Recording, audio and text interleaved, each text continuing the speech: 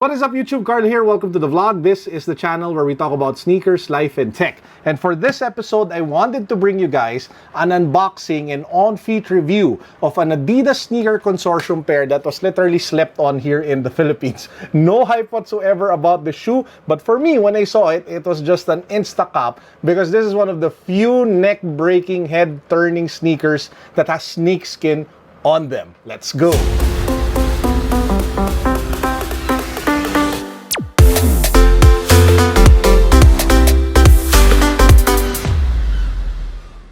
Before we get started, let me give a quick shout out to the sponsor of today's video, Digital Walker. Digital Walker is one of the absolute best gadget and electronic stores that you guys can buy your gadgets from. They carry a variety of brands ranging from Marshall, that was the speakers, the smart speakers that they unboxed recently. They also carry OnePlus. You guys have probably heard of OnePlus, one of the best bang for your buck smartphone brands. They recently came out with the OnePlus 7 Pro. I'm thinking of buying that and actually unboxing it here on the channel. What do you guys think? Should I do that? Let me know in the comment section down below. But anyway, check them out. I will put a link down below to their Shopee store. Shop all you want, and I'll also put a discount code for you guys to use. So here we have it. This is the Adidas Sneaker Consortium YUNG-1 SNAKESKIN. And as you guys can see, it comes in a special white box, not your typical Adidas box. You have the three stripes over here at the top. The make of the box is a little bit glossy compared to your traditional Adidas boxes.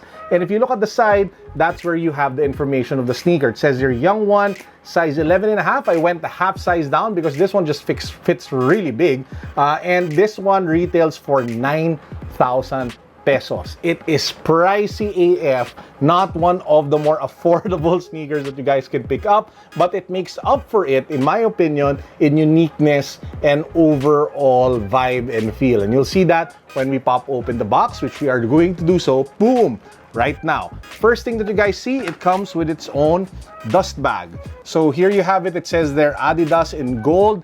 It has like shoelaces for the what do you call that, for the closure material or whatever you want to call it, for the dust bag itself. And then you get straight to the sneakers. Without further ado, ladies and gentlemen, this is the Adidas Sneaker Consortium YUNG-1 SNAKESKIN.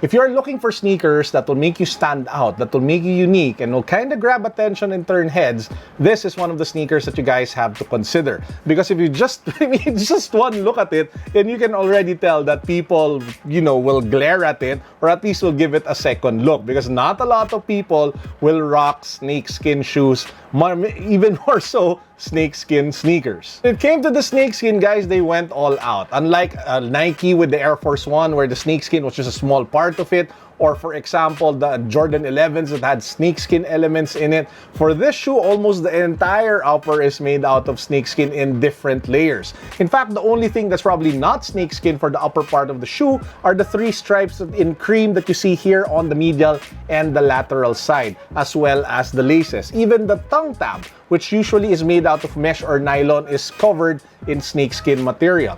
The great thing about, by the way, about the laces is that one nice touch that I really love is the gold metal or gold colored metal tips that they used for it. Kind of gave it a little more pop and broke the monotony of the snakeskin. A nice added touch, if you take a look at the outsole, it does come with different torsion bar colors. This one is in red. The left pair, the right pair has a blue torsion bar. I think it has something to do with the insole. If you take a look at it, it does have like a star, blue, white, and red. Reminds me of the United States flag. I'm not really sure if this is meant to be connected to the United States or if this is meant to be like a US nationalistic kind of shoe. But it doesn't make sense considering it is snakeskin. So how is this sneaker on feet?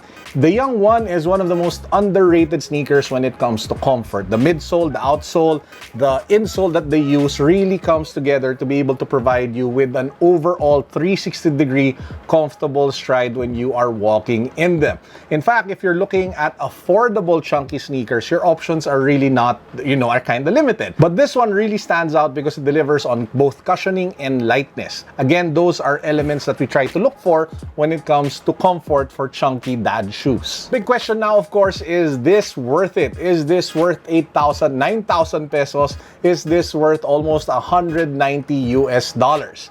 Ultimately, it depends on what you guys are looking for a sneaker. If you are looking for a sneaker that will turn heads, if you are looking for a sneaker that will make a statement, a sneaker that's really meant to be loud and grab attention, then this is one of the pairs that you guys should consider. Now, granted, you can opt for the louder hype pairs, the louder Yeezys, the louder Off-White sneakers, the louder Jordans. Then again, it's also good to be different every now and then. And this, I think, is what the Adidas YUNG-1 Sneaker Consortium offers. However, that said, I really don't think this is a shoe that you can wear often because it is one of those pieces that when people see you wearing them, they will remember it, and they will remember you wearing it the previous time you wore it every time they see you wearing it because it's that loud, it's that memorable. You know what? You can actually make a fashion statement about that. You can be the snakeskin guy with all of the snakeskin sneakers coming out. You can rock this one, the YUNG-1s. You can rock all the Jordan 11 snakeskins that came out. I particularly love the blue snakeskin that recently just came out, the Jordan 11. That was really nice. Or you can even rock the Air Force 1 snakeskin with the subtle snakeskin on the swoosh and on the back of the heel. So yeah, that's one way of going about it. If you really love this vibe, this look, then you might as well go all in and start collecting your own snakeskin sneaker rotation. I was able to pick this pair up over at Commonwealth. So if you guys are thinking of getting a pair, you might want to drop by the shop. It is a Sneaker Consortium exclusive, so that's the reason why you can only get it from them. With that said, that's actually it for our vlog for today. If you guys weren't able to catch the previous vlog where I talked about my review of the Adidas Yeezy 700 V2 Vanta, the link to that video can be found down below. Make sure that you guys watch that in case you haven't yet. And also, just a quick reminder, we still have 2 ongoing giveaways. We are giving away a Supreme BOGO sweatshirt, and we are giving away Soul Academy gift certificates. 2 Soul Academy gift certificates worth 5,000 pesos each. To join, you have to subscribe to the channel, you have to follow me on Instagram, and you have to click the links in the description box to be able to see the rest of the mechanics. And for our power up words of wisdom for the day, I will teach you guys a digital life hack. What is the life hack? Every time there is a new app, digital app, chances are mobile app, they are paying you an incentive to use their services. So in short, in Tagalog, nagpapakalugi sila para gamitin mo yung serbisyo nila. So for example, when Uber came out, when Grab came out, they would always give discounts, they will always give incentives. When Honest Bee was still here, it was an amazing service. You always got discounts, you always got like cashback stuff. It's the same with, mobile digital wallets such as PayMaya, tons of promos, tons of cashback opportunities. So what's my main point? If ever there is a new app, it is always worth it to investigate and to check what the benefits are of the new apps that are going around, because you never know if you can actually make a ton of savings. Just for example, sneakers. Not a lot of people know that you can get a lot of great deals just by shopping at Zalora. Because in Zalora, you have a ton of discounts being subsidized by either the brands such as Adidas and Nike, or even by Zalora themselves. So again, guys, the life hack of the day, the digital life hack of the day, make sure to make an inventory of all the promotions that are running across all the different applications that you guys can use, and make the most of them so that you can get the most bang for your buck. And with that said, that actually wraps up our vlog for today. I hope you guys enjoyed. Please don't forget to hit that subscribe button, follow me on Instagram, all of the good stuff. Peace, God bless, what's up, boom. Dusty, say hi to the vlog, Dusty. Oh, so sleepy. Ooh.